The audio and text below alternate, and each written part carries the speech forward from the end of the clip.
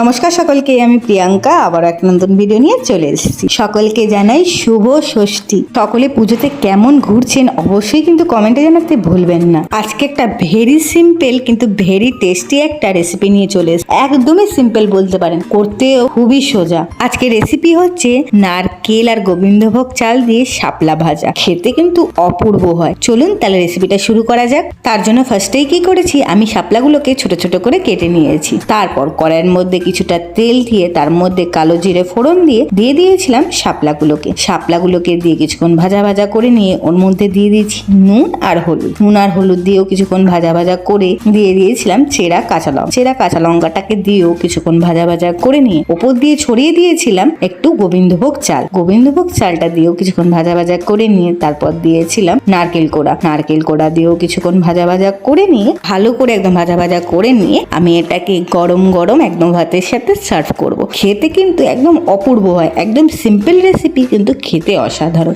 আর আপনাদের এই রেসিপিটা কেমন লাগলো অবশ্যই কিন্তু কমেন্টে জানাবেন। আর ভালো লাগলে অবশ্যই একটা লাইক করে দেবেন। আর যারা আমার চ্যানেলে নতুন বন্ধু আছেন তারা কিন্তু অবশ্যই চ্যানেলটাকে সাবস্ক্রাইব করে দেবেন। কাল আসবো আবারও একটা নতুন ভিডিও নিয়ে। আজকের মতো টাটা।